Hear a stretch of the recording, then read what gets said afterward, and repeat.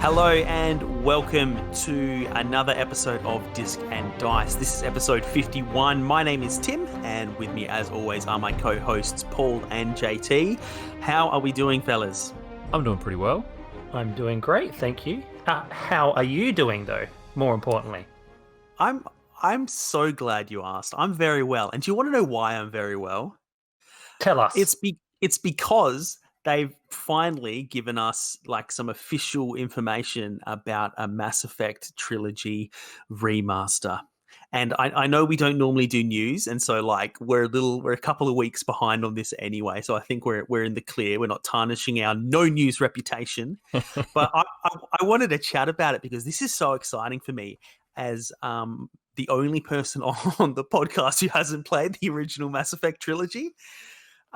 I know you guys have, so I'm interested to hear your thoughts, but I'm pumped for it because I played like an hour or two of Mass Effect 1 on like 360, I think it was, and like the handling bugged me and I kind of put it down and moved on to other stuff. And then when I was living with you, JT, number 2 came out, or maybe even number 3, and I became aware of the fact that the decisions from the first one carry all the way through. And that was so amazing to me. At the time, that seemed like incredible. And I was like, well, now I'm going to play it, but I'm not just going to jump in at 2. I'll sit down and I'll force my way through number 1. But I just never got around to it. And I think I've spoken before on the podcast a bunch of times about how I'm not very good at going back to games. Like I don't have much patience if they don't look good or if they're a little bit clunky. So I'm so thrilled that they're getting a bit of a rebuild here. Yeah, I think the sort of remaster of 1 is probably like that's the big point here, because I reckon 2 and 3 are still playable. You know, like you say, Timmy, in that sort of situation where you don't want to have to feel like you're playing something sort of old and clunky. I think 2 and 3 are probably still good, but 1, I feel like 1 would be a bit of a rough ride now. I feel like it even was at the time. Like I feel like 1 was very kind of old school RPG. It was like it's like BioWare were kind of stuck somewhere between making a game like Knights of the Old Republic, which was in their own sci-fi universe, but they hadn't quite decided whether they wanted it to be a real full-on RPG like that or a shooter.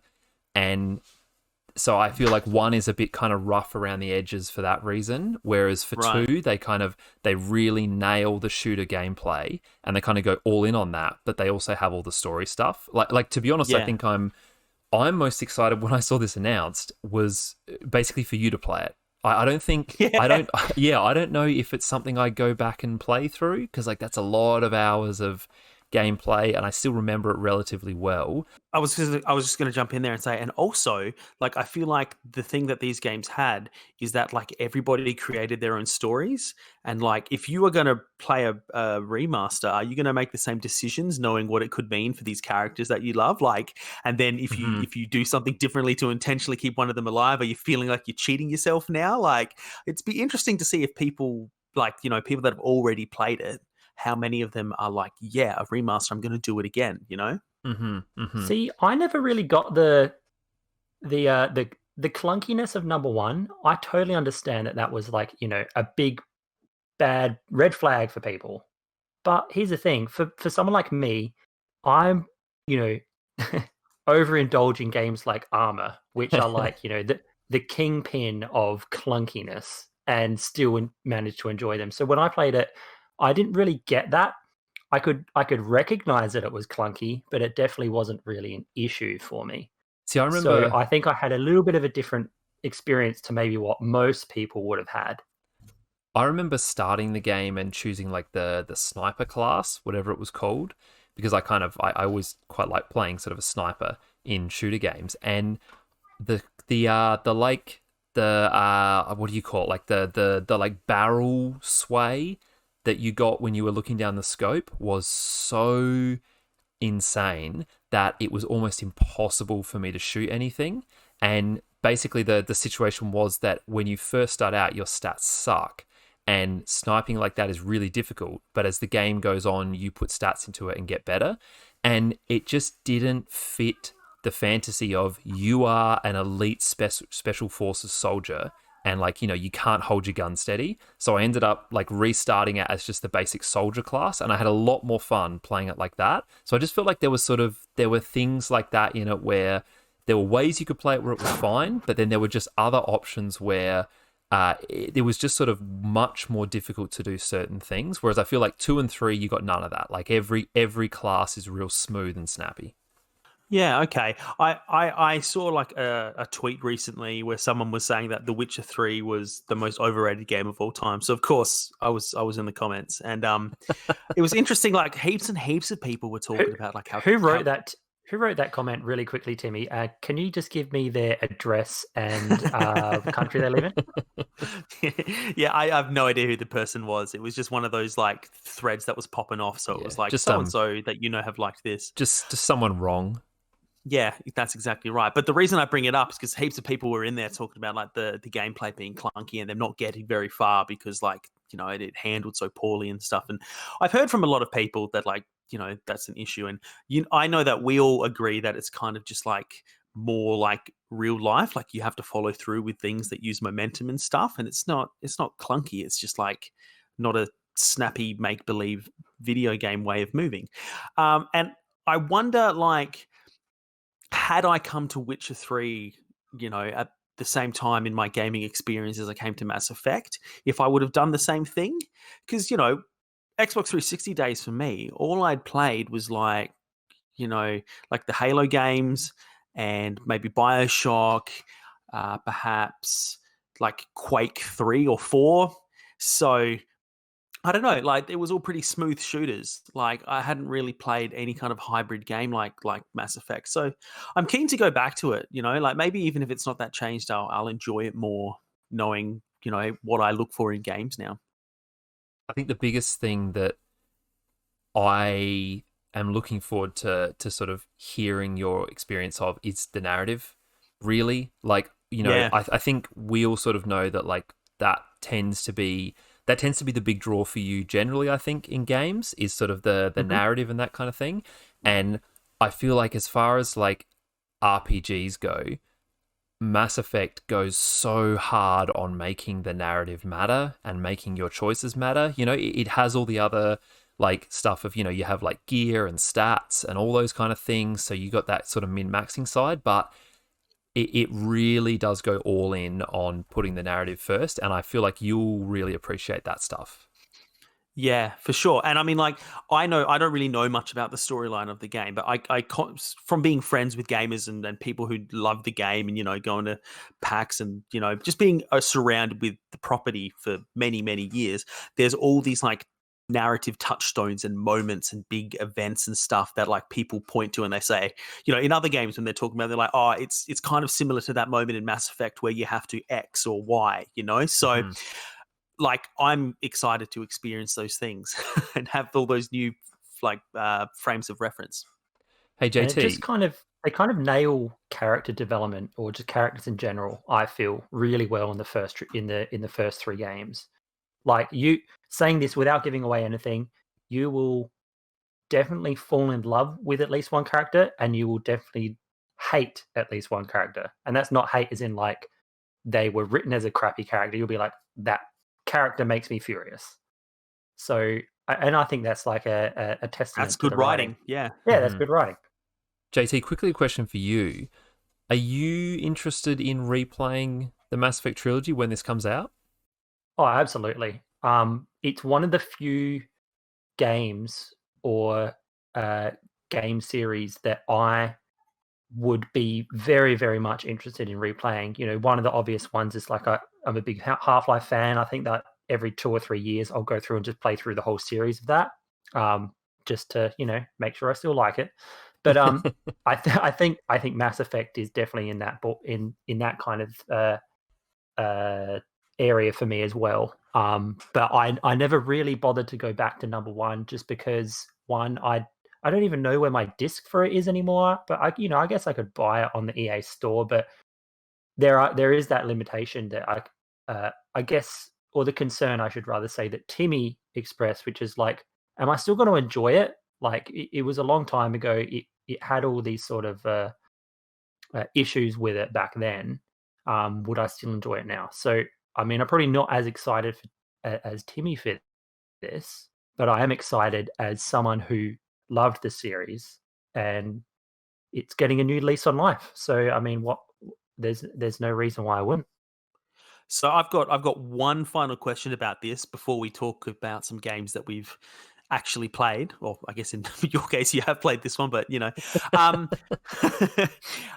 were you guys to play it? Say you had all the time in the world and the patience to replay this whole trilogy of games.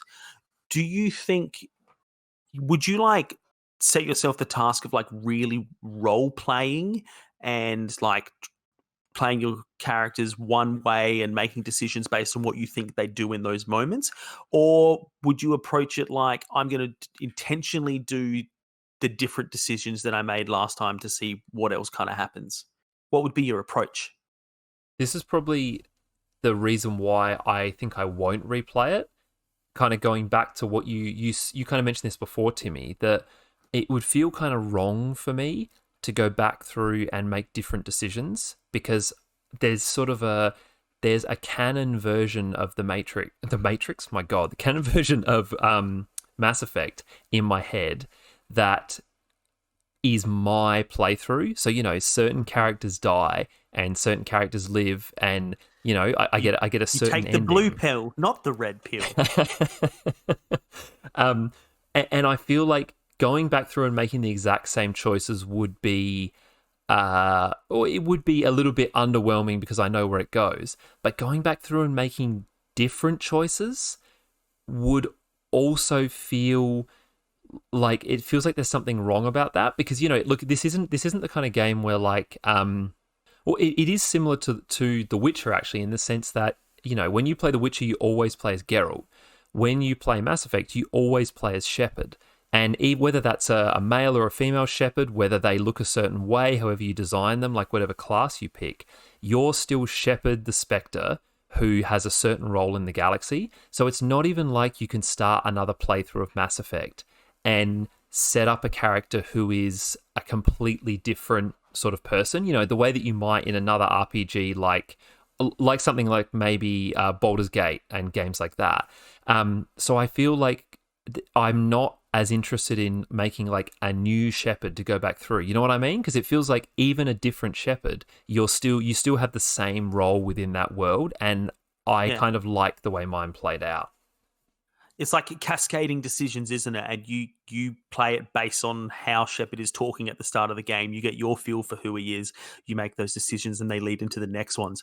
And if you're always starting as Shepard, in theory, right, you're reading him that certain way. So it actually have to be a concerted effort to treat him differently. Yeah. Okay. Cool. JT. Well, for me, so I'm very much of the or in the same boat as Paul when you're talking about like when you play through a certain single player game that has these choices, there's a certain sort of canon aspect to it. And so, you play the game through in a particular way. And so therefore that's the way that you have come to know and remember that game. And Mass Effect is absolutely one of those games.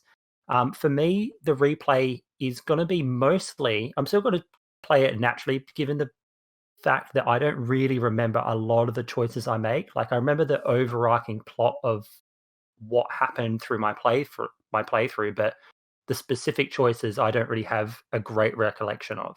So that'll all be natural and new to me. I really want to just compare things like visuals, sound, how the game sort of plays, like what sorts of things do they change with the controls. I'm really interested to see those more technical changes. And I think I can probably enjoy the game just as much on a second playthrough, even though all I'm really looking at is the technical side of things. So that's sort of where I'm going to be going into it with, in the back of my mind as I play it. Awesome. Well, who knows? Maybe if I can play at least the first game quick enough, maybe we look at doing an expansion episode about Mass Effect, because I mean, like, it's a cultural touchstone for you guys, so I'm sure you'd have some opinions, and I'm sure you'll be keeping a close eye on how the remaster goes, and have plenty of questions and suggestions for me. Yeah, I feel like a expansion episode, maybe at the very least after you've played the second one, would be a lot of fun, because I feel like the second one is where a lot of your choices from one play out. They have those kind of long-term effects there, and that's like the second one is where they kind of really go in on the, like, your choices start to have very big effects. So I feel like, yeah, I could Massive be down effects? for I could be down for an expansion episode around that time. Awesome. That'd be a good one. Sweet. Looking forward to it. Like, honestly, I can't wait to actually get to play this. But let's move on to some things that we, in fact, have been playing. And Paul, I believe you were keen to try out some stuff on your new rig. Yeah, I kind of mentioned this last time. I'm still sort of trying out games here and there, and one of the things I picked up in the last couple of weeks or so is on Steam. They had like a deal where you get what's it called, like EA Play, basically like the EA subscription service, and it was like $1.40 for a month or something like that. So I thought that was too good to pass up, considering how many things are on there. So I picked that up, and I've been playing around with a couple of things. But the real reason the thing that sort of drew me into that the most was the latest Battlefield game, which I've always been a real big fan of the Battlefield series, right from Battlefield 1942. I think I've played just about every kind of mainline installment of the series, and long-time listeners will know that I'm not really a big shooter fan, so my sort of attachment to the Battlefield series is a little bit kind of left field for me. But I've always just kind of really liked the chaos, the kind of large-scale chaos of the Battlefield games. So, new PC, $1.40 for a month of EA Play. That's the stars aligned, and it's a no-brainer. Yeah, exactly. So once I downloaded the like 90 gig or something that was Battlefield 5, I jumped into that one. And Timmy, you have also been playing this one, I assume, on the PlayStation? No, on my Xbox One, because the deal I got that with is it came with like a year of I don't know if it's Xbox or Microsoft Game Pass, and the whole Battlefield series is in there at the moment. I looked at it for the first time in ages the other week, and they've got like a whole bunch of the Mafia games and the Yakuza games and all of these like franchises. They put heaps in there. So I'm sort of like you. I've really enjoyed the Battlefield series, but I've really only played 3 and 4. Mm-hmm. So I decided to download 5 along with a bunch of other stuff. And then you mentioned that you were going to play that, so that kind of moved it to the top of the list. And yeah, I've given it a crack. Now, I've personally only played some of the war stories, which is kind of like their campaign, but it's in these kind of isolated chapters sort of things. I haven't played any online games yet. What have you been jumping into? See, that's what I wondered when like you had said, yeah, I'm playing Battlefield 5 too. I did wonder whether you would have played the single player stuff, because I have only played the multiplayer stuff. Like, I don't think I've played a single player campaign in Battlefield since, like, I don't know, like maybe like Bad Company 2, I think was the last one I actually played that. So yeah, I just jumped straight into multiplayer. Like that's really always been the appeal for me.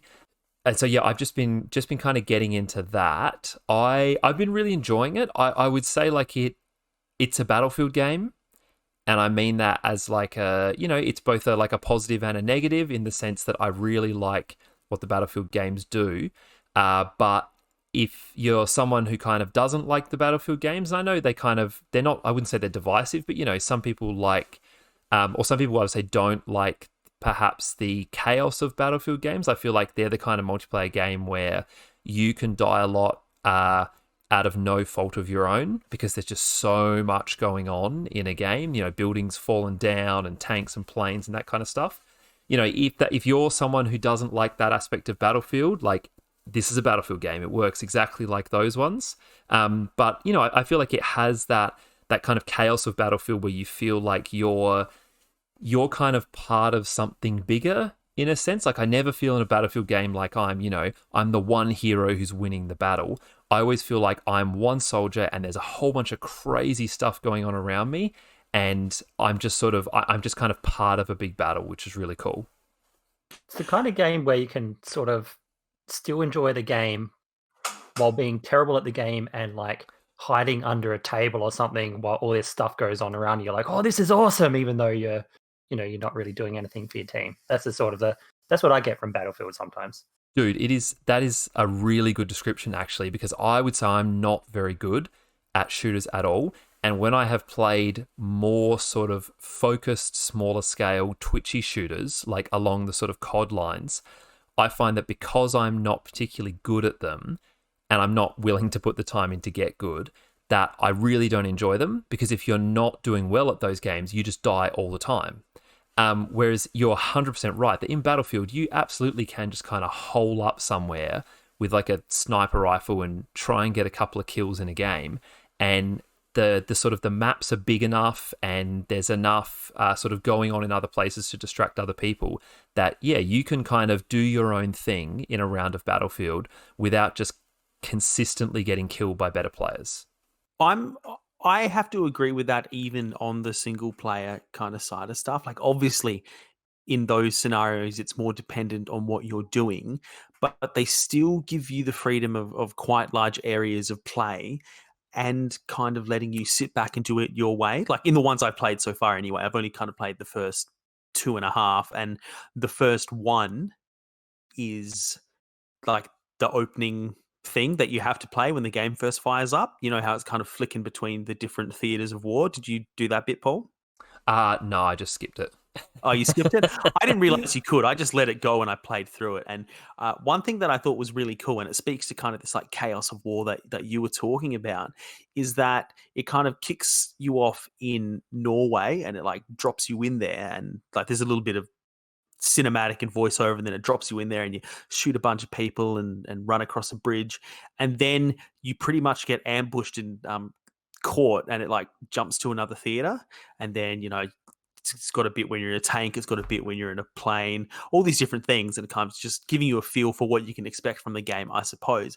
But one thing I thought was cool was that like in a lot of the bits when it moved on, it was just because I died, and it didn't go, oops, no, you got to finish this bit before it moves you on, or you didn't like end it there. It went, well, that person's dead, so now we're going to jump ahead to, the skies over Japan or whatever it is. And I thought that was really cool because like this whole cinematic thing, like it was laying it on pretty thick about like the glory and the horror of war, but it was talking a lot about like the pointlessness and the loss of life and stuff as well. Like it seemed a little bit morally conscious and like kind of getting ripped to shreds in the opening movie kind of strengthened that case they were putting forward, which I thought was cool. That switching between theaters or soldiers when you die, I think I'd heard of that. Like maybe when it came out, I heard people talking about that. That's like a cool way to approach the kind of like respawn mechanic of video games. Like kind of like you're saying, rather than just have it be like, oh, go back and do that again. I like the idea that it's like, no, you're a new soldier now because that person is no longer around. Like that's an interesting way to still have you respawn basically without sort of breaking the fiction. Yeah, I mean, so far that only happened in that first opening war story, Right. and it felt very much like just to show off the game. I don't expect to see that throughout the rest of the war stories. Like I have died a few times, and it just kind of takes you back a checkpoint. So I'm interested to know. Timmy, I'm not sure how many other Battlefield games you've played. Is this your first foray into the Battlefield franchise? You weren't paying attention mere minutes ago. No, I've played 3 and 4. Okay, 3 and 4. And Awesome. and you know what? Although I am the solo campaign guy, I think I played the campaign in 3. I don't really remember it though. But I had a friend actually bought that game for me because she was like, she worked at like an EB and got it real cheap, and like all our little circle of friends played it, and she was just like, "Here, I got it for nothing. Now you can play with all of us." And so I actually, for once, have played more multiplayer Battlefield than anything else. And so obviously 3 has a lot of kind of like Middle Eastern, and it's fairly modern and stuff. So I was actually pretty surprised firing up 5 and finding that it was a World War II game. I hadn't looked into it at all. I just went, oh yeah, Battlefield, that's got a good rep. I've liked some of the past games, and so I'll do that. And I suppose it makes sense because it's following on from Battlefield 1, which was World War One. But yeah, I totally was not expecting a period piece.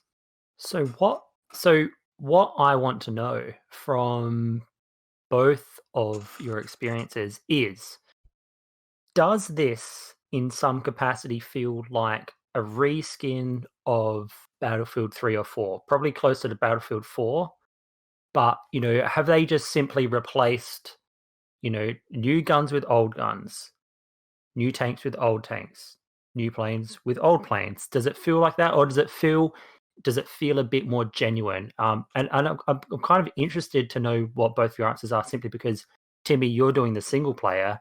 Paul hasn't done the single player. You're doing the multiplayer. And so I'm interested to see how that's translated into the World War II genre, which, World War II genre used to be the biggest genre out of in gaming, maybe like 2 decades ago. It's been way too long for me to answer that fairly.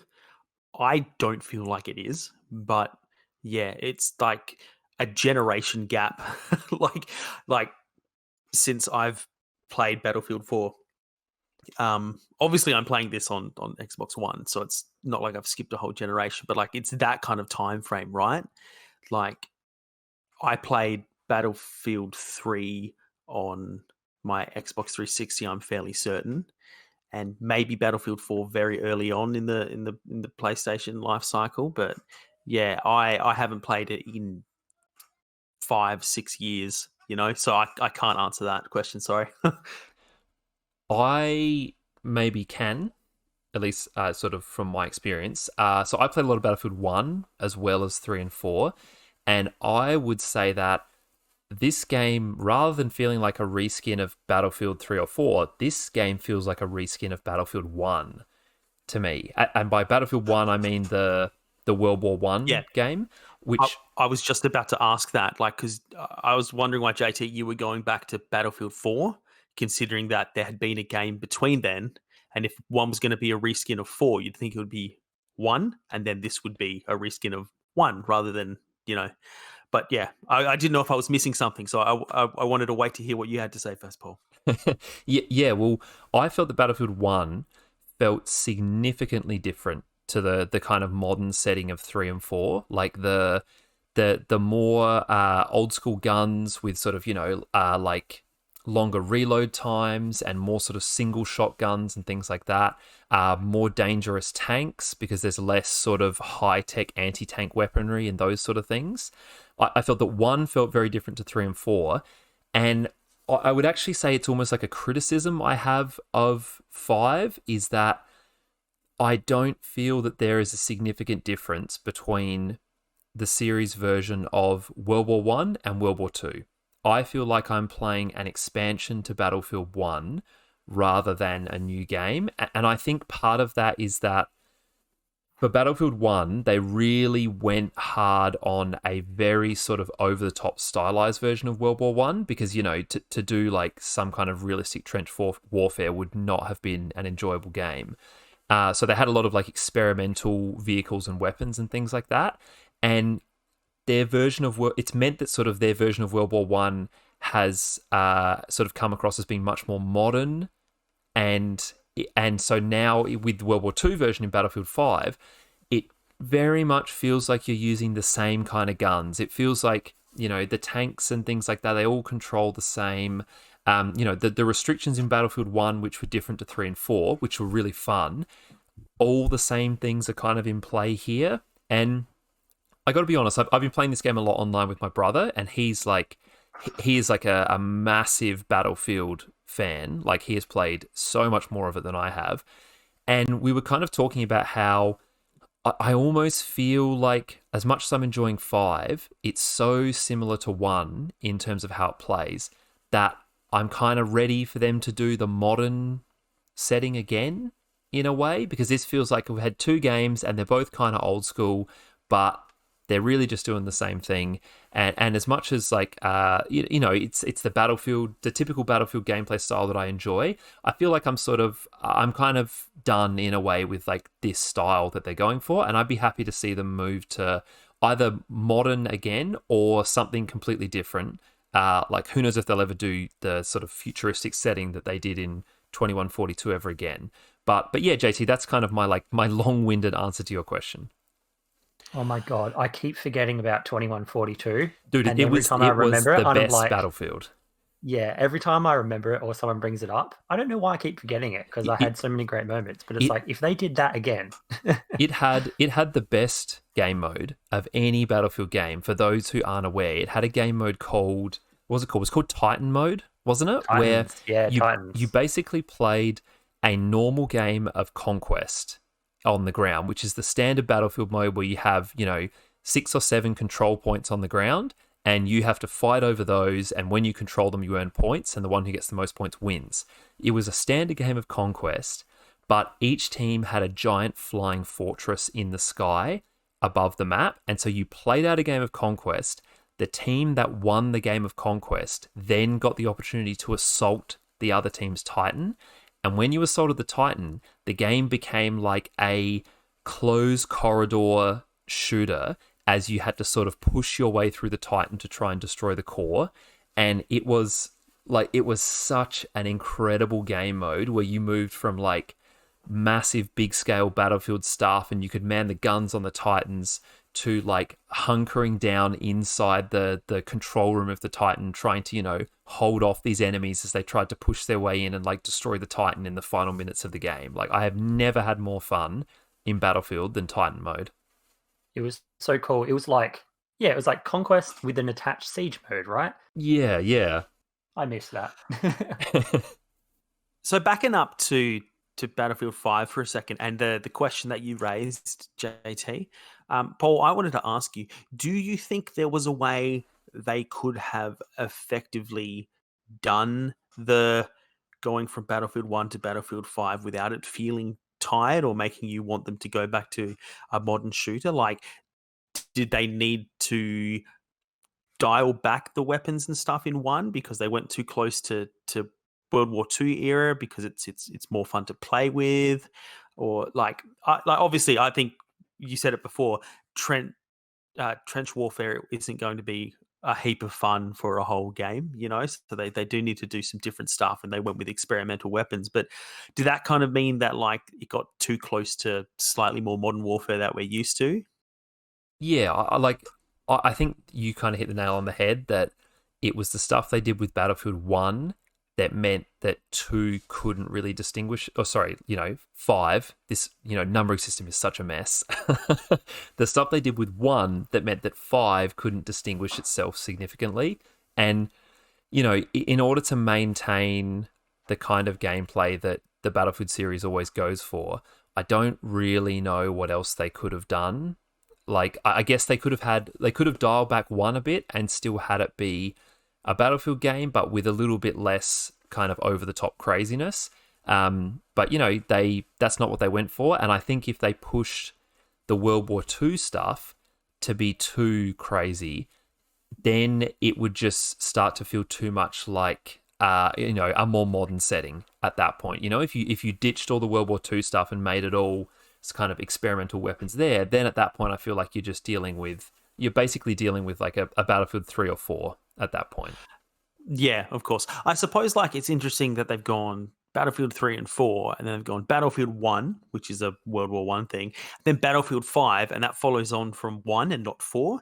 Perhaps they could have reordered this, right? Done Battlefield 5 following on from 4, and then somewhere down the track when everybody's ready for something different again, they could do Battlefield 2. Yeah, I wonder are we going to get Battlefield 6 next? Or is it going to be like what's the next one going to be called? Or is it going to be something like Battlefield X? Battlefield Series X. There we go. That's what's going to be called. And it'll be Xbox exclusive. You heard it here first. Yeah, that's right. Sorry, I was going to ask, just like while we're talking about, the old school ones, as much as, we're saying maybe it's time to do something different and the old school shooters, we're a little bit tired of them. I would still love to see Battlefield do something in like the Vietnam War, like in the guerrilla warfare and stuff like that. It's, there's a little less variance because it's kind of, it's like it's not all around the world and stuff. But I'd love to see some gameplay in that theater. They actually did that. I think it was really? from Bad Company 2. There was like an expansion to Bad Company 2 that was just, I think it was like just called Battlefield Vietnam, and it was really good. It was like it really did distinguish itself from kind of the base Bad Company game, and it brought in a lot of like really cool elements. I think this kind of leads into a bigger point I want to make about 5, but I think one of the strengths of the Battlefield series is their map design. I think they have such good game design in terms of just the multiplayer maps, and Battlefield Vietnam, I think, did a really, really nice job of creating some very, very unique maps within the Vietnam setting that kind of, it had sort of like the sort of like rice fields and things like that, which were sort of an area that you could kind of hide in that you didn't have in other maps and things like that. And sort of bringing that to Battlefield 5, I think that's still the thing that stands out for me in 5 that is particularly good, is the really, really interesting kind of maps that you play on. I think they have some really great like asymmetrical layouts in terms of the kind of arenas that you're playing in. They're very often not sort of perfectly balanced between the two sides. Often they have a really interesting sort of like verticality to them. So like one side starts higher up and the other side's lower down, or you're playing around sort of like a curved map, that kind of thing, rather than just sort of like a square or circular area. And I think that's kind of a real highlight of the game. And I think within a round of Battlefield, you can find yourself fighting in so many different settings. So, you can be sniping across the map, and then you need to be the assault class because you've got to be fighting close quarters and things like that. I think that's kind of variety in map design is for me is probably still the high point of the whole series, and that's one of the big reasons I keep coming back. I gotta ask, Paul, your experience with Battlefield 5 multiplayer as part of 3. We might have mentioned it on the pod at some point, but any person who played 3 will remember Demavan Peak. I knew you were going to bring this up. Yes, I have to. For the uninitiated, it is a map in Battlefield 3 where an attacking side essentially has to base jump from one point of a map to another. And like, I remember when I first did it, I was like, what do I do? Like, is this the end of the map? It's really small. I didn't know that, the map continued like a kilometer down and that you have to base jump into the next area of the map. So what I want to know is, while you're playing 5, have there been any other significant sort of like, oh my God moments or similar gimmicks in the map design for any of the multiplayer levels for 5?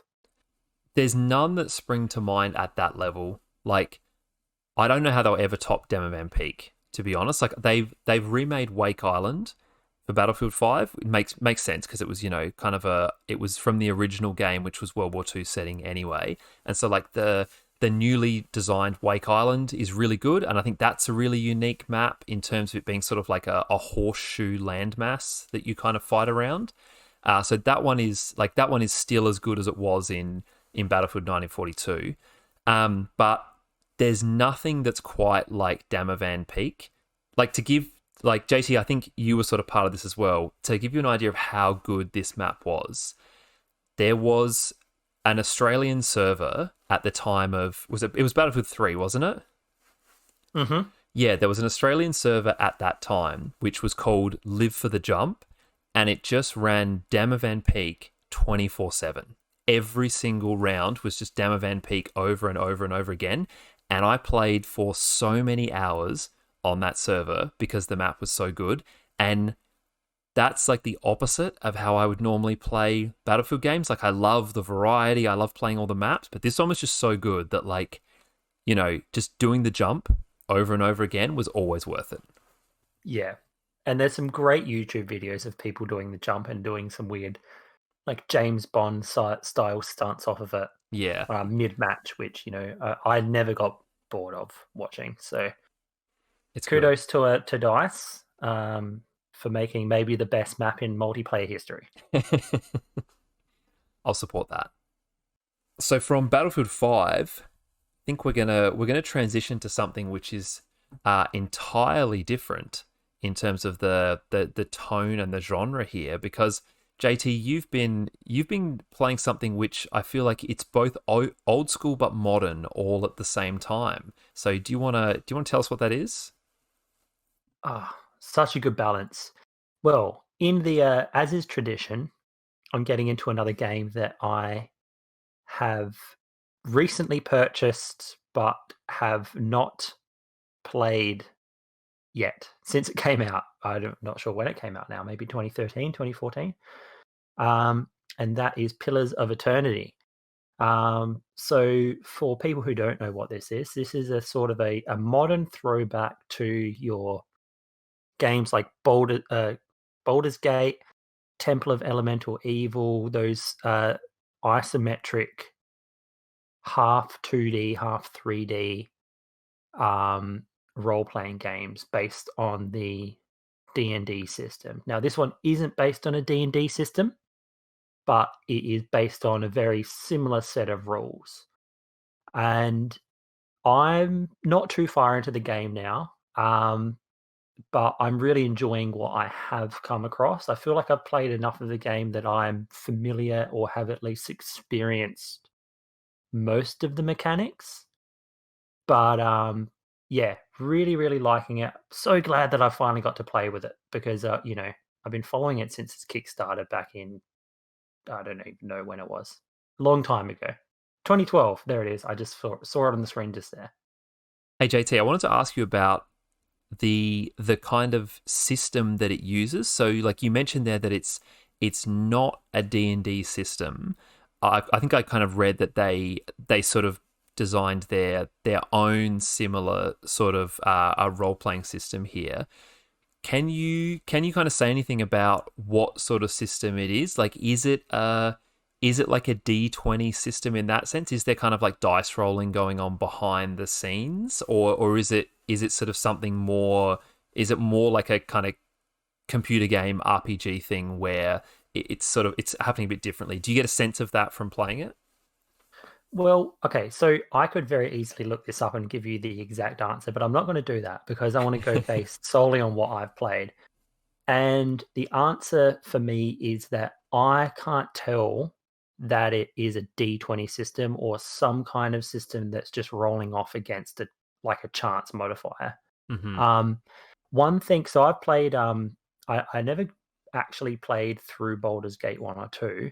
I played Temple of Elemental Evil, which was a D&D 2 system. I think it think that's was what it was based off of. 3. Or it might have I been think 3, not yeah, 3.5, but 3. but it was like Yeah. it was super hardcore.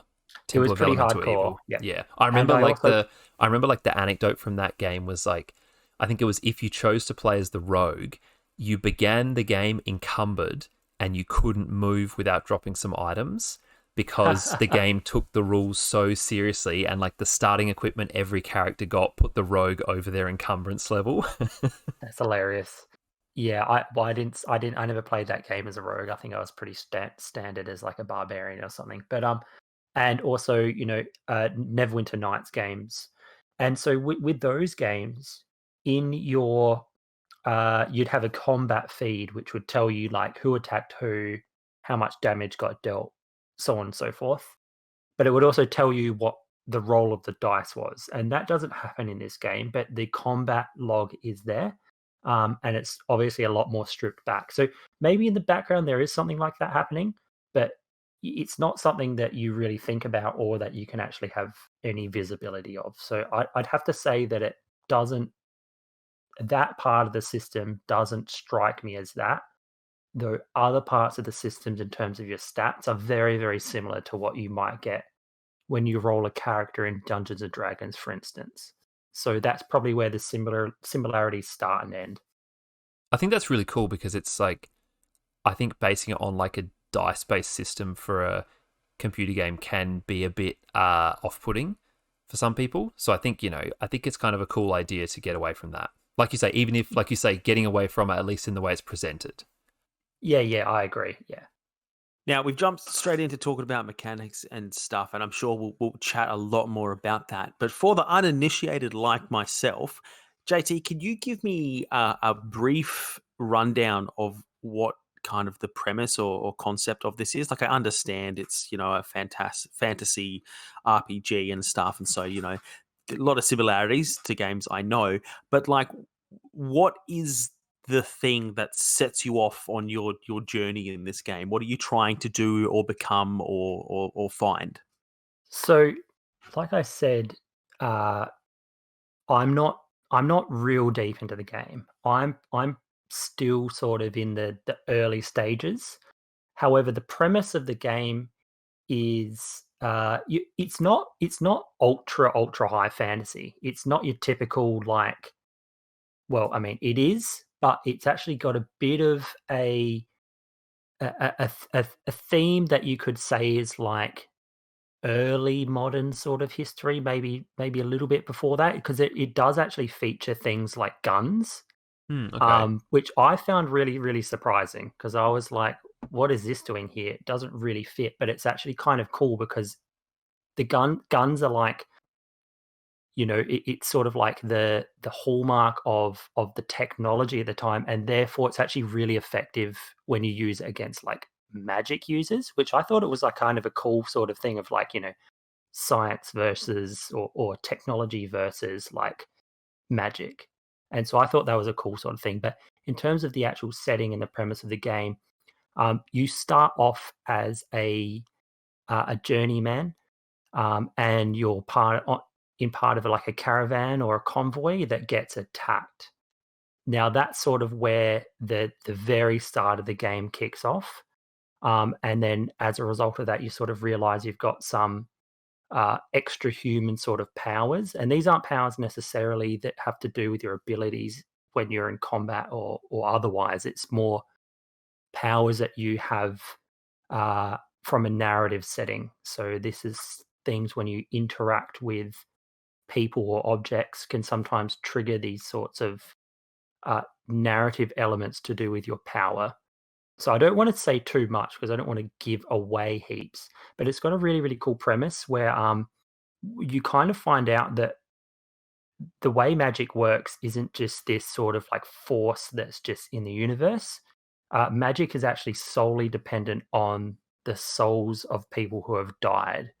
And so that's how magic works. There's a little bit, I guess that's similar to the Elder Scrolls series in a very, very loose sense, because I know they had, I think they were called soul stones, and that's what charged your magical weapons.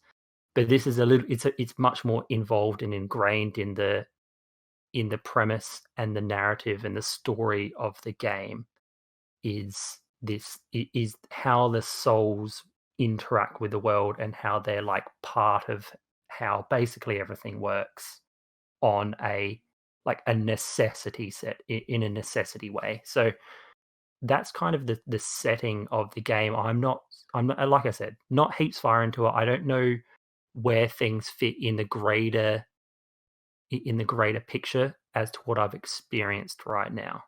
But that's sort of what I've come to know about the game so far.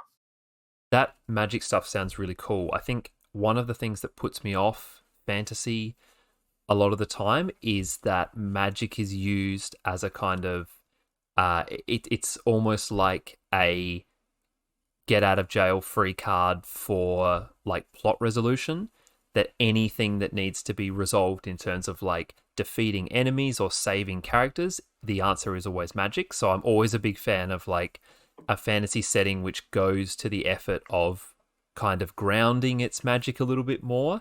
And like you didn't necessarily say like this stuff here, but like putting more stricter rules on it. So that that sounds interesting that they've put some thought into that.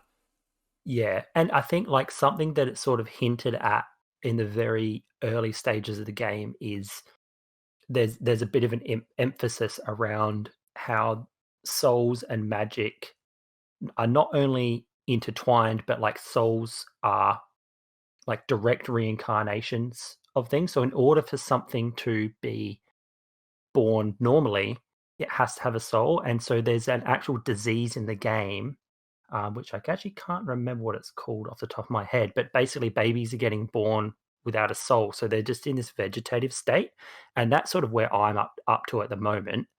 And I think that's sort of probably what's got where the story's sort of going to start to explore a little bit more. But I think that's kind of cool that they're bringing that into it. They've got some sort of like a loose understanding of how things work, but not entirely certain. It's there's a big theme or a level of uncertainty in the game, which I really, really like. So you really like not only you, but everyone around you is sort of in this like, well, we don't really know what happens at this point in someone's life or death. And so like, I think that's sort of something the game's starting to explore as at least where I'm up to. So, this kind of has led me to another question, because I'm getting like a feel for the world, but not really an answer to the question I asked. But I realized it is this game, because you said like Baldur's Gate and stuff. I kind of have pictured like it's just you in a big open world single player kind of thing. But is this kind of like you're in a world with other people now, like an online multiplayer kind of situation, or is it still just you Oh, in the game state? no, this is single player and it's still just you. However, Okay, you do lead a party. So like with all the other all right. old school D&D games, you have companions that can leave and join you. So along your travels, you can, you can choose to do the game solo Hmm. with one character if you want.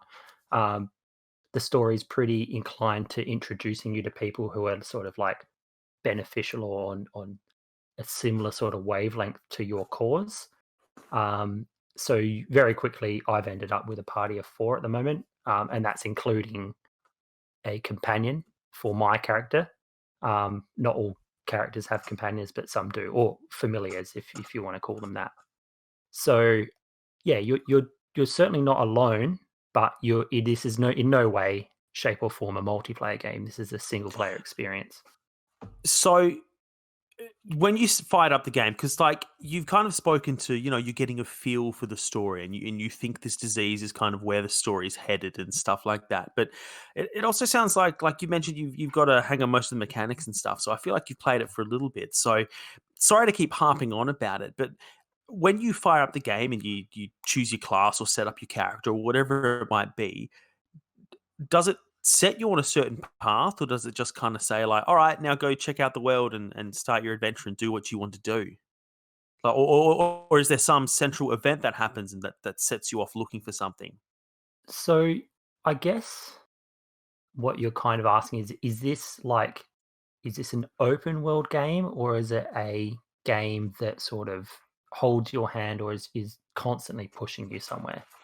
Like, Uh, I mean, like, I guess I just want to know, like, who you are in this game. Like, yeah, is the story based around you, or are you just someone in this world that can kind of do what you want? So oh, the way you've worded it is part of it. Yeah. Like, just yeah. So is this like? I was going to ask this before actually, and maybe like it's on the same lines. Like, is it like a chosen one sort of setup that like there's a reason your character is being sort of thrust into this story? yes. So yes, the answer is yes. I don't want to give away too much because I feel like I've already been given some information while I've been playing the game that for someone who hasn't played this yet might consider some kind of spoiler. But your character is central to at least the narrative in a way of like, well, you're clearly important in some way, even though you may not know it now, which I don't, but you're clearly of importance to what's going on in the world. So that's where your character is at while you've been playing it. In terms of the greater world and how you explore it, you could call it linear, but there's nothing to really stop you from going to areas that you are in no way ready for. So in that sense, I'd call it open world, but it never really tells you, hey, go out and do whatever the hell you want. It's sort of very much sort of preparing you for each stage as it comes. If that answers your question. I've got a very me specific question relating to RPGs. Does Pillars of Eternity have a really big city that you get to go to and explore and walk around? I have no idea because so far I have been to 2 villages. Right. Okay. Well, So I'm actually not sure yet, but when you can confirm big city for me, I'll get this game. I feel like as part of any successful RPG game, regardless of what the developer wants, there's always going to be big city, right? Like they just have to do it. I feel like it's a thing, especially in this kind of like a fantasy RPG. You know, like Baldur's Gate is like literally that's the name of the city, right? That the whole thing is based Yeah. around.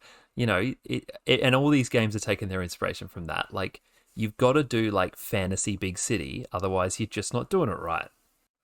Exactly. Well, you know, I'm not sure if I'll be disappointed that there's not a big city when I'm playing through the game, or if I'll be disappointed that there is, and it's like, well, I wanted them to break the mold. I wanted them to like, you know, go in the opposite direction. So yeah, it remains to be seen. Next episode, I'll update the listeners on if there is big city confirmed. Okay, I look forward to like our weekly big city check in any games that we play. Hey, I got a totally different question. Kind of bring it back to like mechanics and gameplay. I feel like this style of RPG has a real sort of reputation for, you know, like a lot of text, a lot of dialogue, that kind of stuff. And I'm always really interested in how much you're able to play the game using non-combat mechanics. So like whether you're able to talk your way out of problems and things like that. Have you got a sense so far from like how you're playing it and the classes you're playing about whether there's a lot of depth to those kind of systems? Yeah, like massive amounts of depth. That's very much what this kind of game is going for. It's trying to really emulate the role-playing aspect of pen and paper RPGs as much as possible. So my character, for say, is a ranger, or you know, essentially like an adventurer, like a ranger.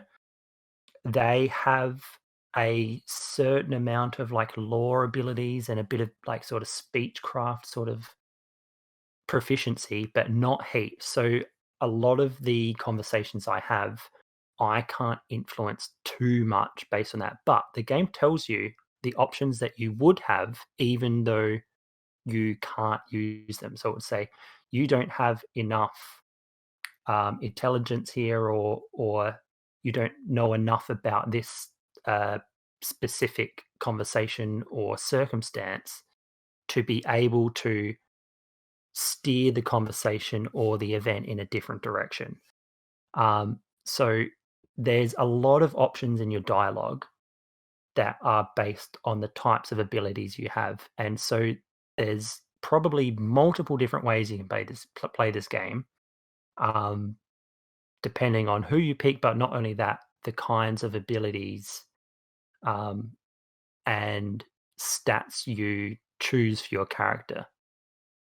But one other thing I really want to say about the dialogue, and this is the one of the few notes I wrote down for the pod, is that it is really, really well written, and not in a sense of, well, in a sense of it being like engaging and fun to read and easy to play and understand, but they've kind of taken a bit of a set piece from a certain time period. It's almost like they've set all the dialogue that you have from other people that you say in a old English sort of area of language. I don't know what you like. Someone, if there's a linguist out there listening, you might be able to shed a bit more light on this. But I bet it's not Old English, because I don't think any of us could understand that. well, that's the thing. The thing is that like there's quite a few phrases and words they use that I am ending up looking up in terms of the context of the conversation. It's like that's something that I've never seen written in a piece of media before. And I think they've borrowed heavily from parts of the English language that aren't used much or aren't used at all anymore. Mm. And they've implemented it into a sort of like a style of dialogue. And it's really, really refreshing to read. It doesn't feel like you're not just reading like, modern English coming off someone's tongue from like from a fantasy setting. You're kind of reading something that's like puts you in the mind or the theme of like this is something that either happened a very long time ago or it's very alien to what we understand now. And so It's like all the turns of phrase and the way they say and ask things in Deadwood. Like the first couple of episodes, it takes you a minute to kind of to understand some of the things they're saying because they speak in such roundabout ways of in terms of etiquette and what's offensive and what's not and all these different things. yeah, absolutely. There's no modern mantras or colloquialisms or anything like that. It's all really, really unique in the way it's constructed. And so I probably read a lot of sentences and be like, I think I know what that person's trying to say here. I But get the gist. yeah, I get the gist, but that's a weird way of writing it. And I think it's really cool because it really makes the dialogue stand out and make it really, really an interesting part of the game. That Well, sounds great. perhaps when we next get a big city update, you can let us know how fluent you are in the tone of the game, whether you're getting more than just the gist. But hey, before we leave this one, I had one more question that occurred to me just when you were talking about, there'd be different ways to play the game based on the different skills and stuff that you do. I just wanted to ask how much control you have over the people that you add to your party. Like, do they just like level up and do their own thing, or are they kind of set when you get them, or can you be like, I want this person to have more skills in this ability so they can be like my healer or whatever? Now that you have complete control over them, there is Okay. an option so when you encounter combat, um, oh, before I say that, the more people you have in your party, the more dialogue options it opens up as well. Because, like, you might have someone who's really like charismatic or someone who understands something contextually to an interaction you're having, and they'll sort of like jump in and add more options to what you would normally have, which I think is really cool.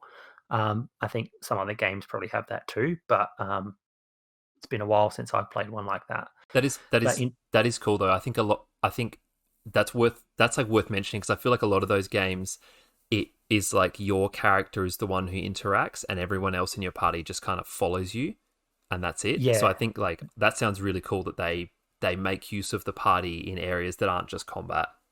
yeah, very quickly I sort of realized that, I've got my character that I created, but as soon as I had, another party member, two other party members, I no longer really felt like I was central to the gameplay. Like even though I might be central to the narrative in some way, in terms of the gameplay and the way things play out, every character you have is just as important as any other one. But in just going back to what you said, Timmy, um, there is an option in case you don't want to have to sort of micromanage every combat situation because they are frequent or can be frequent. You can set AI behaviors. So you can say, all right, well, this guy who is a paladin will only use these sorts of spells, but he will be, defensive. He won't use any aggressive sort of spells or try and attack things at will. And so you've got all these options for how you want them to behave on their own. And I've found that really useful going and streamlining combat because otherwise you have 20, 30 different things you can do for each character, and it can really it's a little bit similar to actual pen and paper combat scenarios if we've all played them. Mhm. The combat is really what slows everything down. Yeah. And so having this option really speeds that up and makes the game so much easier to play. That's really cool. I don't know if I touched on it very much when we spoke about it, but Outer Worlds does a pretty similar thing. Like the party that you have, you can take two people with you. Like they'll give you like buffs to certain skills, which unlock different dialogue stuff, and you do a lot of missions that are for them as well. So it becomes about them, and you can set how they attack, whether they stay in close or whether they get far away, or whether they use what sort of weapons and stuff like that. So that's cool. I like to hear that. It sounds like it's a bit more fleshed out. Like Outer Worlds is kind of like a more basic version of that because it's really just a shooter. But yeah, Same that's cool. same developer. Is it? Yeah. Ah, yes. Actually, no, that's right. Because when I was talking about Outer Worlds, you guys, no, was it out? No, I was thinking of Grounded when you guys were like, this seems like off base for them. But It's yeah, also cool. same developer. Yeah. That's It's what I was real weird. thinking. Yeah, yeah. There you go. Yeah, Obsidian can do a bit of everything. Mm-hmm. But yeah, that is Pillars of Eternity, as I've played it so far. Oh, and really quickly, I just wanted to say the visuals are so good. Like, even Is though it it's that old, isometric? It is, yeah. it's that isometric. Like the environments are like pre-rendered, but they've got like all these incredible lighting effects and special effects that interact with the pre-rendered. I say that in quotations because I'm not so sure it actually is. I mean, maybe some parts of it are, but like everything just looks so crisp and really, really good. So, it's uh, certainly a step up from what the old games used to look like, but it's just, I guess it's like the next level of what they could have been. But It's yeah, like it's such a cool I made that comment at the start, like a retro modern thing going on, and it's like like you say, the isometric, that it's kind of like it's like a hand drawn / pixely sort of art style, but like you say, it's totally doing it in a modern way. It's so cool. yeah, no. They've done that the throwback a lot of justice. And yeah, I'm really, really looking forward to finishing this one and also getting into the expansion pack and then ultimately the sequel. Hopefully, hopefully we can get confirmation of some big cities in those at some point. Big City confirmed. I mean, it's not, but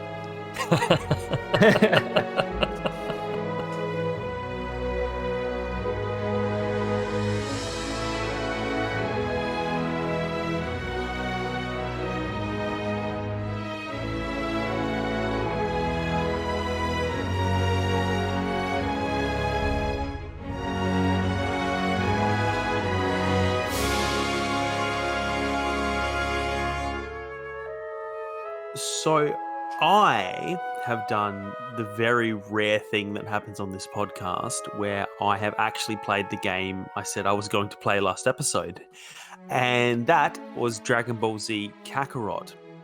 Now, correct me if I'm wrong, but neither of you two are big Dragon Ball Z fans, yeah? Correct. I like it, and I've actually watched a fair bit. But if you ask me about any sort of like period and stuff, the overarching storyline, I wouldn't be able to answer anything. Okay, cool. So you can appreciate a well-timed Dragon Ball Z meme, but that's about it? Yes. Yeah, cool. It's a good way to be. But look, Dragon Ball Z was a massive thing for me growing up. It was like Pokemon came out and kind of opened my eyes to the world of anime and entertainment from other countries. And then Dragon Ball Z came along, and I was just like absolutely primed, and I was so into it. Watched it every morning for years and years and years, and kind of devoured it in a lot of different properties, like the trading card game. I tried to get into that, and for a little while, you know how you'd get like Tarzos in like chip packets? There were certain chip packets that had like a Dragon Ball Z equivalent that all my friends were collecting at school from the canteen and stuff. But the one place I felt kind of let down was like every single Dragon Ball Z video game for the longest time has just been like a fighter, like Street Fighter, Mortal Kombat, like left and right sides of the screen, go for it. So when they announced a couple years ago that they were going to be doing this Dragon Ball Z RPG, I was so excited, and it absolutely has reignited my love for the IP. And adding to that, since I've got the game, I have discovered that essentially this RPG game is just running through the Dragon Ball Z storyline from the Saiyan saga, the first thing that happens, all the way through to the end of like the Buu saga and everything like that. So, JT, I know you said you're not familiar with the overarching storyline, but I'm sure some of those words are ringing bells. And yeah, this is just running through the storyline. So, pros and cons straight away off the bat is that it's not really going to throw too many surprises at me narratively, but for someone who's a big fan of Dragon Ball Z, it's certainly going to scratch an itch. Hey, just real quick on that exact point. For someone who's not a Dragon Ball Z fan, like, is there any appeal here, or is it's is it really, really for people who are already invested? I was going to wait to say this, but I do not think there is a single thing in this game for anyone who doesn't already love Dragon Ball Z. It's kind of like this weird catch-22, because if you know Dragon Ball Z, then you're going to be sitting through tons of cutscenes of stuff that you've already seen. And if you don't know Dragon Ball Z, I don't think it's a good enough game to have you sitting through as many cutscenes as there are. Because Okay. you might have noticed the trend there. There are so many cutscenes. Just so many. Like, and it's the kind of game, like, one of my pet peeves in games is when cutscenes like train together, like it goes 3 cutscenes in a row, and it keeps, and like, I think a good example of this is like the Metal Gear Solid games. Like, I played Metal Gear Solid 2, and I was sat in front of the screen for like 20 minutes before I could do anything, and I'd watched like 6 different cutscenes.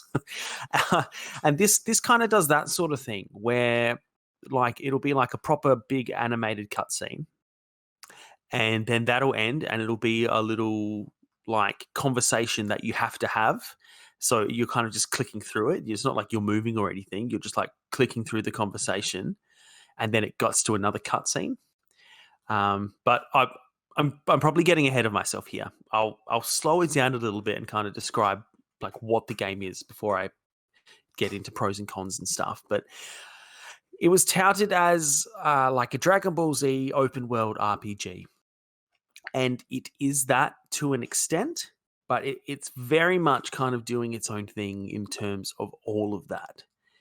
So I'll touch on the open world kind of thing at the moment, because I feel like I've played it for, I'm trying to remember my little save state. I think like something like 11 hours or something. I don't know, like a while, like a fair chunk. And I've swapped planets and done different things, but I mentioned that it's the storyline exactly, and it is so beholden to the storyline that it gives you this whole world, and there's a whole world map, but at any given time, you can't access a lot of it. Like, sometimes it will let you, like, it had between one of the sagas, it kind of had like an intermission, or I think that's what they called it, or yeah, something like that, an intermission time, and I could fly around and do different things and go to all these different parts of the world, but there really wasn't much for me to do in any of it. Like, it would just be like slowly grinding. But when I'm in the kind of storyline parts that you'd recognize, you have to be in a certain place to do those, and you can't really swap to other places. And then even staying in that certain part of the world, I've come to moments where I can see on my map, oh, there's a little thing that symbolizes an enemy fortress that I can go and blow up to get some experience and some items. So I'll go and do that. I can see it. Like, I don't have to just look at my map. I can physically see it from turning around. And I start flying there, and then the character says something like, I don't have time to deal with this right now. My focus should be on the character. It's trying to get me to go fight for the main story. And, in a lot of the time in games, I will role play to the point where I'm like, I could go and do all those side missions, but I feel like my character would make an absolute beeline to this next story point, so I'm going to do that. I get that. But it's not even giving me the choice to do that. It's like telling me I have to go and do the main story thing. So like, even though like I normally would, it's making me rebel against my usual instincts because it's forcing me down that path. So like, so what? It's kind of like the open world stuff is not. It's like a bit of an illusion of open world. Like, does it open up at all? Does it open up eventually and give you that freedom, or sort of are you always sort of limited in what you can do like that from what you've played? 11 hours is like, I feel like that's enough to make to make a call, right? And I think I'm being conservative there. It's probably more, but let me give you some actual examples. So when the game opens up, you're kind of in a bit of the wilderness, and you have to collect a couple of things like some apples and some fish and stuff. Like, you're getting ingredients for a recipe, and then you have to take them home.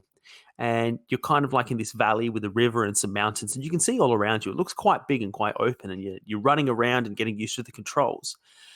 But straight away, if I run for more than a few seconds in one direction, your character goes, "Oh, Chi-Chi's going to be wondering where I am if I don't get back with the recipe soon," and it stops you dead, like invisible walls. I need to turn around. And so I'm like, all right, I guess I'll just get the things and I'll go back and it'll open up later. And I get the stuff, but then it doesn't really let me fly back to my house. It kind of skips ahead to delivering the stuff. And then they give you a bit of dialogue that sends you to go to the next person's house. And you can, in this instance, it pretty much jumps you straight there. And I can fly around a little bit, but, I think, all right, I haven't noticed yet how restrictive the world is, so I just go to where I'm meant to go, and I chat to everybody, and then they give me a couple of side missions to do and whatnot. And then it says, all right, and then like the storyline kicks off, and the big bad guy rocks up and he kidnaps my son. And so then I'm flying with Piccolo for a little bit, and then I have to open the world map to travel to the next part of the world. I can't just fly all the way there. I have to use the fast travel to get to the next part. So think kind of like early on in The Witcher, where you can go between the different areas, but you kind of have to fast travel between like the big areas. I didn't describe that well, but you get what I mean, right? Like, if you're going to Skellige, you can't just like actually go to Skellige. You have to fast travel there. Yeah. So sort of like that, but the bits that you're in are smaller already. So I'm less forgiving of that in this game. And then all the while through this, I'm just going from like doing a minor task, and then it's saying go here. So I fast travel on the world map, and then I'm there, and I fly for like a few seconds, and then I get to where I'm meant to going, and I get 3 more cutscenes chained together, and then you're into a fight, And I say you're into a fight because the fight state doesn't just happen in the open world. It kind of, how in Final Fantasy or Pokemon or whatever, when you run into an enemy, it then goes boom, and you're in the battle state. Mm-hmm. It does that, and it looks the same, and you have 360 degrees of movement, up, down, sideways, around, like underwater, in the air, on the ground, whatever you want to do, and you have all the different attacks you can do, but you're in that fight state, and then once that happens, then you're back in the world. So it kind of ends up being kind of like, they haven't fully gotten away from the fighter aspect that I was talking about. They just link it together with an open world, and it's not just left and right. To be fair, you can go all around, and you can be much more strategic than that, but you do still have like their health bar and your health bar, and you get it all the way down in green first, and then all the way down in orange, and then whoever's left standing is it. Do those combat sequences play out, like the gameplay in those? Is that, like you said, it kind of doesn't get away from the fighter thing? Is that how the combat works? It's sort of like a real-time fighter kind of thing in terms of the mechanics, because when you're sort of using the like Final Fantasy, like Pokemon kind of JRPG analogy there, kind of the first, it's not turn-based, yeah, right? sorry. Yeah, because I was going to say like the first thing that I go through in my mind in those is like yeah, it kind of puts you in that little like arena sort of fight thing, but yeah, it's often turn-based, so no, it's not like that. It's real time. It's just you're not in the world now, Yeah. like, and again, it comes down to being absolutely beholden to the story, because what will happen is you'll fight and you'll fight and you'll fight, and you win the fight. So it takes you to the next cutscene. And all of a sudden, because it's cut to the next cutscene and it's beholden to what it looked like in the story, you go from fully dressed, punching the crap out of the guy, you blast him with Kamehameha or whatever attack you use, and you take his health all the way down. Then it cuts to the cutscene, and your shirt is ripped off, and you're half beaten to hell, and he's had like his scouter blasted or whatever, or cracked or whatever, and you're in a completely different state to what it actually looked like at the end of the fight, because it doesn't bring in stuff like that.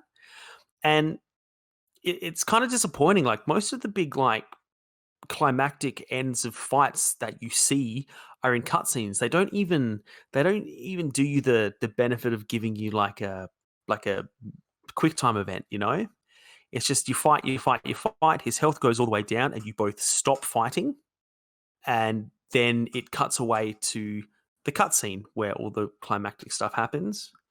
And all right, cool, that's how they do it. But then it got to the point where between the cutscenes, it was giving me just text on the screen to say a few months then passed, and Goku is regenerating, and da da da da da. I'm like, oh my goodness. So we've got cutscenes on cutscenes, and then just screens of text to connect the cutscenes. And then every now and again, so that is like a Dragon Ball Z episode, you get like the narrator describing stuff that's going on between the cutscenes as well. It's really all over the shop. So if you're someone who wants to get the Dragon Ball Z story, you're better off just watching the show. I think so. Yeah. Like there's cutscenes, and all of the dialogue is on the screen, and you can skip it. So I find myself skipping through so much, Like there's proper cutscenes, and then there's cutscenes where it's just like comic panels essentially. Like they're moving slightly, but it's just cutting between this character saying this, so we're showing him with his dialogue at the bottom, and now this character saying this, so we're showing him, and they just swap back and forth until that conversation's done. And then because it's, again, mimicking the TV series, they can't let you have that conversation and then go off and do what that character was just talking about. They cut to what would have happened next in the TV episode, so it's the next character having their conversation. And this is a big problem for me. I think they needed to look at it like a video game. And, I do all of this part with Piccolo and Gohan, and then I see what Goku and King Kai were doing at the same time, and I get to do it all together, because it gives me one tiny little task to do with Piccolo and Gohan, then skips ahead, and I have a conversation with Goku and King Kai, and then he does one little thing, and it might just be like, one step up from a quick time event, barely anything. Then it skips back to Piccolo and Gohan doing something. Some time's passed, so we need to have a little conversation again. I do one little gather task, and then we're back to Goku doing more training. And that's how it happened to the TV show. And that's great in a TV show, because you're getting to see what's happening with all the characters. But it meant you never got into the flow of this. Mm. And even when it let me start getting into a bit more open world and grinding a little bit, the experience you get from grinding is like you run into a bad guy and you defeat them, and you get like 180 experience, right? And it tops you up a little bit, ever so gently creeping towards the next level, where you can put more things in your skill tree or power up different attacks and stuff like that. But when you beat a bad guy, like a boss at the end of like a story mission thing, 140,000 experience. Like, it is monumentally different, because they need to so staunchly keep you at certain levels so that you can only do what that character could do at that given moment in the show, in the game. And I just feel like I'm not a game developer, but I feel like there are ways you could have done that. Limit how much experience can be got before you get to this point in the game without it being so drastically like you get nothing from grinding and then stacks from doing the story thing so that you can level up and then you're ready for the next story point. It's just very inorganic. So yeah, it sounds like it's like this is kind of like you've been saying, it's trying to be a very faithful adaptation of the show, and like it's from what you're saying, it sounds like it's not sort of making concessions and changes based on the fact that like the medium has changed that that's telling this story through. Yeah, exactly. And like I'm sitting here ragging a lot, and I think it's one of those things like, you see a movie and you go, oh, yeah, I enjoyed that. But the longer you keep talking about it, the more flaws you find. So I'm kind of talking myself into disliking it more than I was. But, I have fun playing it, and I'm going to keep playing it. And I'm enjoying going through these storylines and like hearing these voice actors that I've been familiar with for 2 decades now. But yeah, I don't think it's not like a developer went, hey, I've got a really cool idea for a Dragon Ball Z game. I think the people that owned the IP went, hey, it's been a while since we had a video game. Let's do something, and just shipped it off to whoever they had to deal with or whatever. Like, I think it's a massive missed opportunity because it does some interesting things. It's got this thing called these community boards, which are essentially like when you meet people, you get a little emblem and you can add them to the different boards, and that's kind of, they give you perks. So like there's a Z Fighter board, and you add the little pictures of them onto this board, and if they're related like by story stuff in real life and things like they're friends or whatever, and you put them next to each other, you get extra bonuses and stuff like that.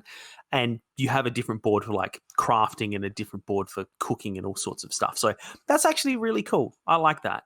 And you have a party which only helps you in the battles, but like you essentially control them a little bit. So you're fighting, but you can tap a button to get them to do a powered attack, and then that gives you an opportunity to do an attack that you might not normally have time for. So there's really cool things like that, and the combat itself is actually good and fluid and fun, and I enjoy playing it.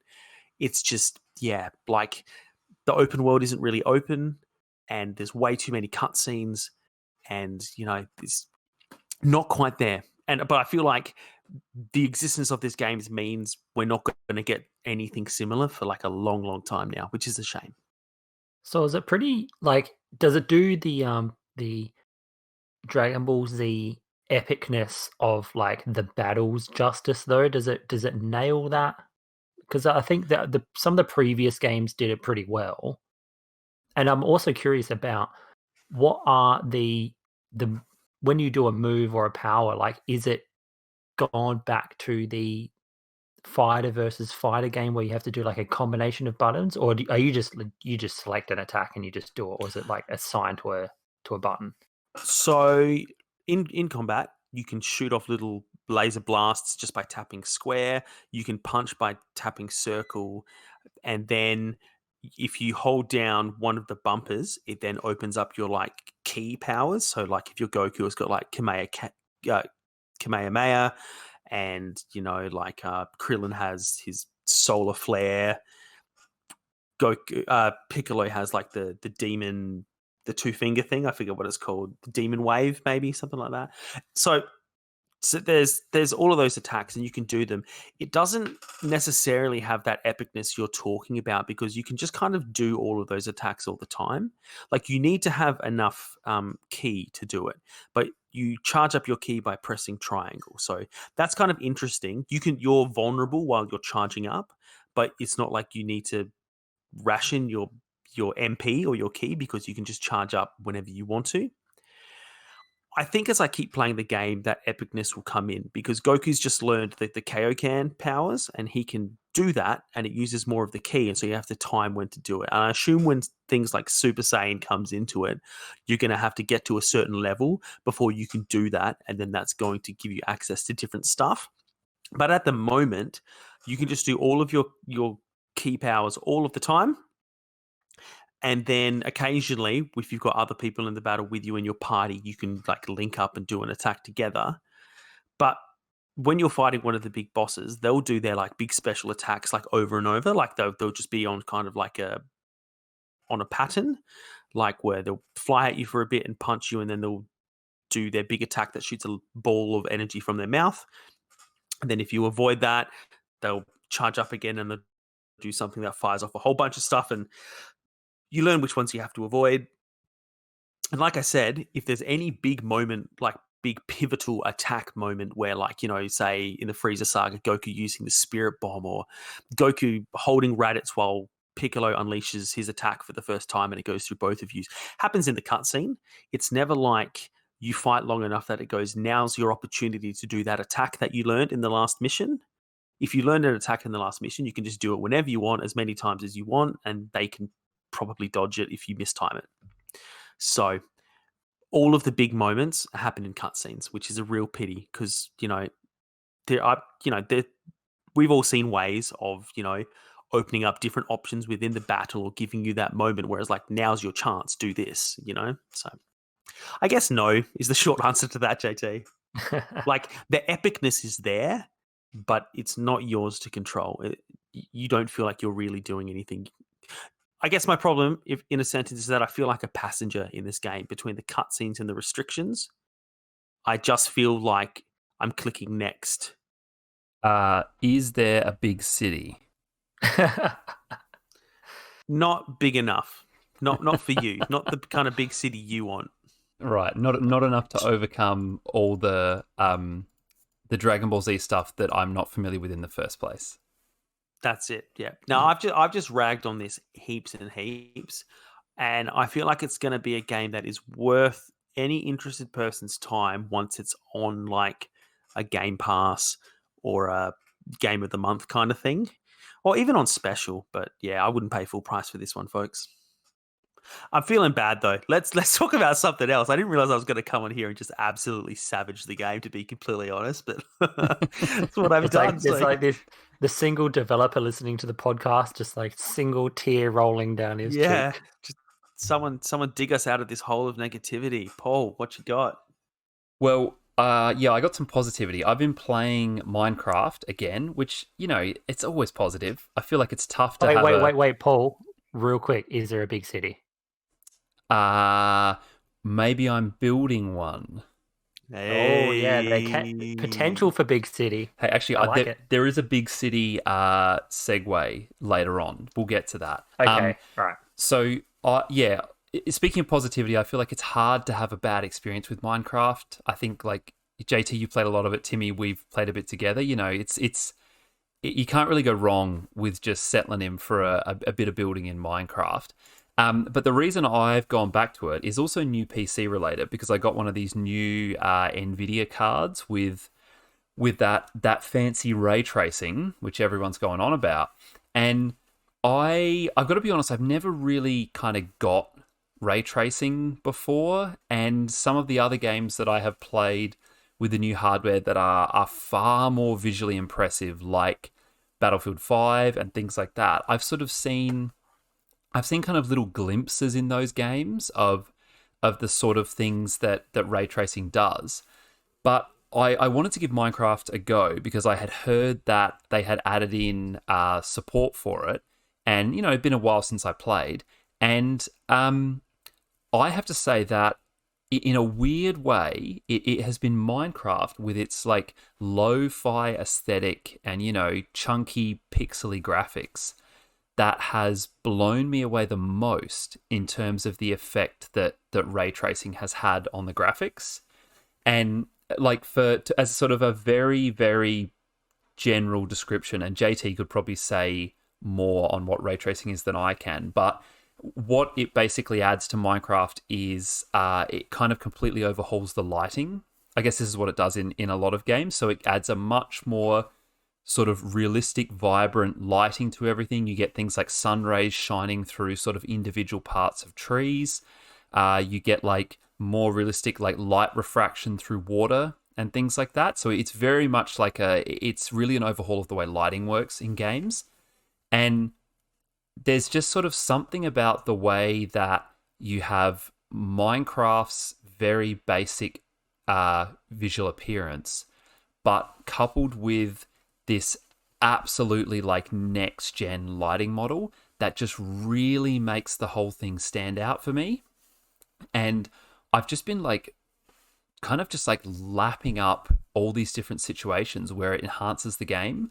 So it's just things like watching a sunrise in Minecraft is now it's now a totally different experience. You know, if you're kind of in a forest, then you see like the sun rays slowly start to come through the trees, or if I'm on my house I built up on the hill, it's like as the sun comes up in the morning, it can be kind of blinding in a way that it never is in Minecraft. And it's just sort of it's like little moments. It's not like it actually changes the gameplay, but it makes things look so much better that I'm just appreciating those little things like a sunrise or the way that like the moon casts its own glow at night. So, you know, not having an overcast night actually matters now and things like that. You know what it sounds like, Paul? It sounds like someone bought you a pair of those glasses for colorblind people that like let them see more of the color spectrum. It sounds pretty cool, and I've seen some of the pictures that you've sent to me, and obviously some of the stuff on YouTube, and it really does. Like, I guess that's probably the only thing. Like, I was sort of thinking about this, and when you sort of brought it up before about like briefly in terms of like everyone plays Minecraft, and I guess what you were sort of saying is like it's hard for people not to like it. And I was really trying to think like what am I or have I ever really been critical about when I've been playing Minecraft? It's one of those games where it's like, you read a review, there's not much you can really be like critical on because it's so unique and of its own kind. And I guess like thinking about it, maybe prettiness or aesthetic is maybe, well, aesthetic probably not because it's so it's got its own style, but Hmm. I guess like that prettiness that a lot of like next gen or good graphics games have, Minecraft never really got. You could be looking out over an amazing vista in Minecraft, it would still just be Minecraft. However, it sort of sounds like maybe what the RTX game brings to it is that prettiness that Minecraft sort of never really had to begin with. Is that something you'd agree with, or is that sort of like is it something else?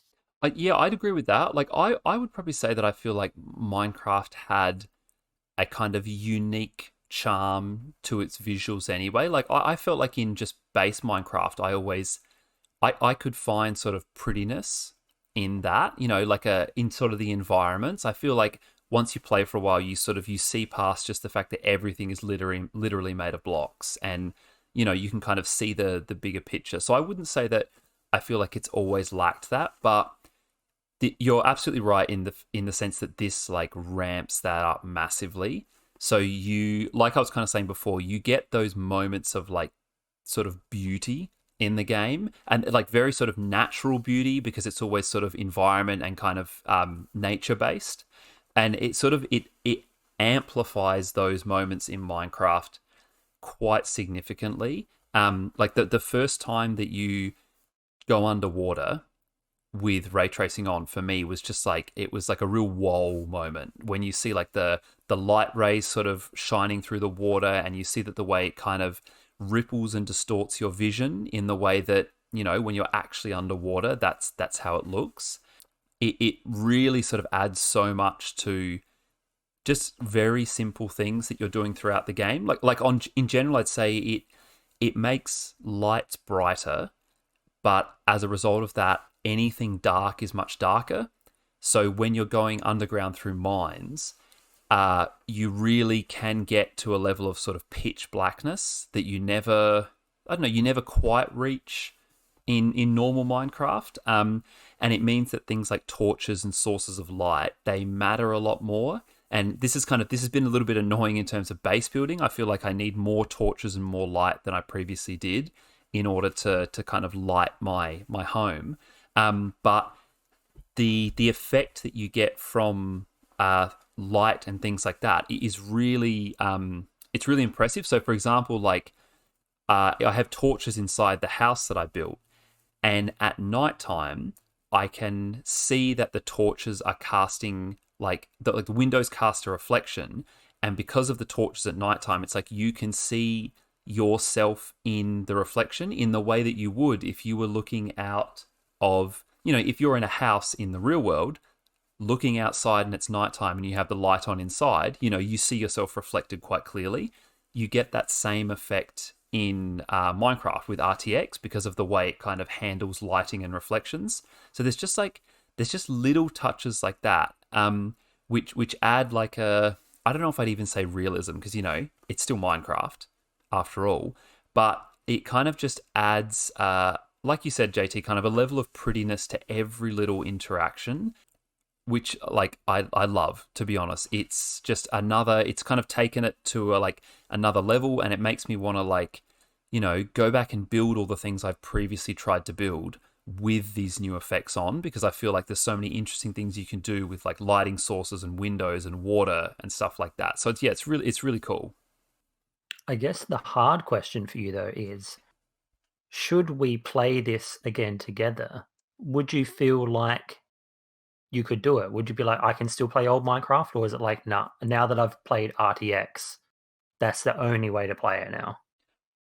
Well, this is an interesting question, because me personally, I would feel like in terms of single player, it would be hard for me to not play it with RTX, because it's so much better. I would just feel like, why would I do anything but play it with those settings on?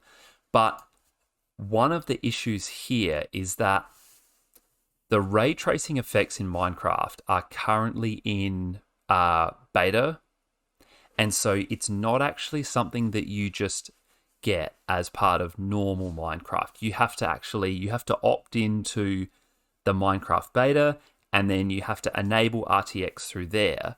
And because it's the beta and they're kind of testing out a whole bunch of other features, there's a bunch of other things which don't work properly in the beta. So the biggest one is that trees don't grow. And I don't know what causes this bug. I don't think it's related to RTX. I think it's just related to something else that they're testing out in there. So I'm trying to build a wooden house, and JT, as you'd know, if you need a whole bunch of wood, you get the saplings and plant them, and they grow, and then you get more saplings from the leaves, and you repeat that process to get all the wood that you need to build the house. Trees don't seem to grow on the beta at the moment. And so there's kind of there's little buggy stuff like that, because ray tracing at the moment is part of that mean that I really, really want to play more, but it's a bit like a Project Zomboid thing, where I feel like I really want to play more, but I also feel like I should just leave this alone for a few months until it becomes a fully supported feature. Yeah, that's actually a really strange sort of thing to have as well. I'm pretty sure trees have been growing since the very first version. Yeah. What's the big deal? Yeah, there's the beta is interesting. They're kind of, at any one time, it seems like they're testing sort of 2 or 3 different updates that they're planning to sort of introduce into the main version. So there's a lot of experimental features that are active. So I guess it's one of those which is messing with tree growth. But look, along those lines of kind of the fact that it's in beta and sort of that sort of whole situation, we actually had from the Discord server that we are associated with, which is Raptor Mountain, which you can always find the details for in the pod description. Rogan Josh on the Discord server actually chipped in about Minecraft when we said we were going to chat about it, and he specifically asked whether I was using ray tracing for it, which I obviously am, and he asked if we could talk a bit about the setup process. And Josh said that he feels that it's way too complicated to get that going, and he's absolutely right here. So in order to just get ray tracing going, I had to opt into a different version of the Windows Store, or the Xbox app through the Windows Store, which enabled me to sign up for the Minecraft beta, which then kind of transfers your whole Minecraft game over to the beta. So at that point, you can't sort of flick back and forwards between the beta and the normal one. You're either in the beta completely or you're not at all. And once you've even got that going, because the RTX functionality is not like an official mode that like Mojang have put into the game, it's basically just they've added support for ray tracing, but then you have to download third-party texture packs which implement it in the game. So like for anyone who's played a bit of Minecraft on PC, I guess, and they've used like texture packs and things like that, you basically have to go through that process to get it working. And so the issue here is that like you're not dealing with an official texture pack. So like some of these are better than others. Some of them go for a look which is like really realistic, whereas others are kind of trying to kind of maintain the kind of classic Minecraft aesthetic while adding ray tracing. So like the whole process of going through getting ray tracing set up is a bit of a saga at the moment. So I really get what Josh is saying about that. I feel like the main reason for that is that it's in beta. You know, that this is kind of something they've just added and it's sort of just there for people to play with for now. I feel like after a little bit of time, it will get official support in Minecraft, and, you know, it'll probably just be like a toggle that you turn on and then it works. But at the moment, it is the kind of thing that you do have to jump through a few hoops to get going. As far as I know, there's no console support for it or anything like that, so it is just a PC thing for now. But yeah, it is a little bit fiddly to get it working. I guess I don't know what the actual stats are, but I feel like probably a lot of the user base for Minecraft probably don't have a card that can handle RTX. So, you know, I wouldn't be surprised if it is something that's really not at their like that's paramount to the technology at the time. Like, you know, a lot of people who play Minecraft are playing on quite old hardware because it can be played on old hardware. Mm-hmm. So, you know, it could just be sort of an afterthought still for them at this stage.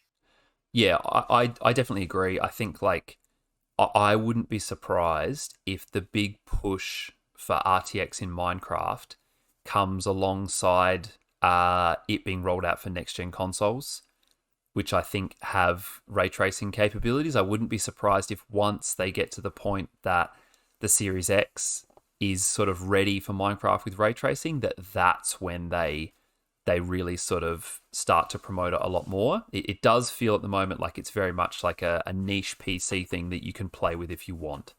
But yeah, look, the other thing I just wanted to mention on sort of those lines is that the only kind of official RTX stuff that there is that NVIDIA released a whole bunch of like kind of bespoke Minecraft worlds that they have built with their own sort of RTX technology, which kind of show off the features of it. And some of those are pretty cool, you know, because it's like NVIDIA, they built these like huge like neon cyberpunk sort of worlds that show off what the lighting can do. And so, as I promised before, there's some real big city vibes in some of these. So they basically built like a whole cyberpunk city that is all full of like, you know, like I said, like big neon advertising boards and things like that. And they also built like a big sort of medieval castle and city that winds its way up a hill. And that stuff is really cool because it's kind of, it is just built to show off what ray tracing can do, but it's a very passive experience. You know, you kind of just, you load up the texture pack, you load into the world, and you run around it or like fly around it and look at all the cool effects and like amazing things they've built. But, you know, like you haven't built it. There's not really anything you can do in those worlds. It's just like you're just sort of a tourist in there having a look at what these features can do. So, you know, it's a cool thing, but at the moment I feel like, yeah, it's in beta and it very much feels like it's in beta. So I'm probably going to like put it to the side until it's something that is more functional and, you know, until those trees start growing, because like I can't build my wooden house if I can't grow trees. Well, fair enough. I wonder, like, if we're still doing this in a few years' time, if that's just going to be the new norm for Minecraft, and maybe even if we're not in 10 years' time, if we'll look back and think the Minecraft we're used to now looks completely ridiculous compared to whatever we're playing then. Like photorealistic Minecraft. Yeah. But the trees still don't grow. It's like that they never fixed that bug, and it's just in Minecraft forever now. Yeah, they're like, we're sorry, this is an intrinsic property of RTX. We cannot, we can make it look great, but we cannot make the trees grow. We're very sorry. This is just Minecraft canon now. Trees don't grow. Don't know what you're talking about.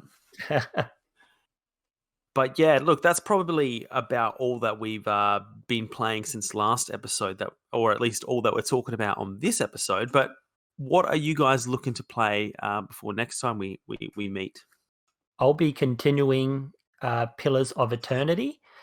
I don't know. I don't know how long it goes for, but I'll be continuing with that. But I also got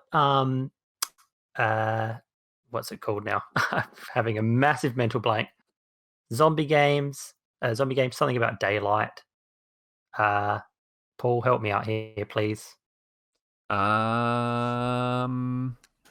Dying Light. Dying Light. Yeah, that's the one. Sorry, I had a massive mental blank there. this is like the first person one. Yeah. So I actually finally got that because I got it on like a crazy cheap Steam deal, but it's one of the ones that I've always wanted to check out. So hopefully I'll be getting into that maybe just in time for the next pod, which I'm really, really intrigued about.